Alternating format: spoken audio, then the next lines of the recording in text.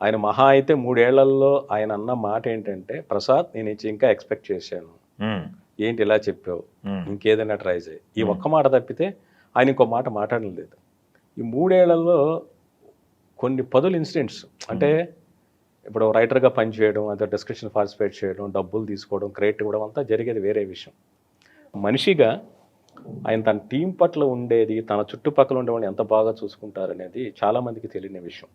తర్వాత ఆయన నాలెడ్జ్ అపరిమితం.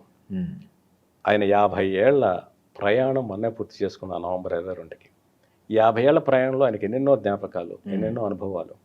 ఆయనతో కూర్చున్నప్పుడు ఆ నాస్టాలజిక్ ఫీలింగ్తో ఆయన ఆ ఇన్సిడెంట్స్ అన్ని చెప్తూ ఉంటారు. ఆ సినిమాలు ఎన్టీఆర్ గారితో, నాగేశ్వరరావు గారితో, కృష్ణ గారితో చేసినవి, దాసరి గారితో జరిగినవి, ఆ సినిమా షూటింగ్ ఎక్స్పీరియన్స్ ఏం జరిగింది ఇవన్నీ చెబుతూ ఉంటే ఒకటి చెప్పండి. ఒక సినిమా లవర్గా నేను అసలు మర్చిపోలేను అవన్నీ. అదొక మెమరీ.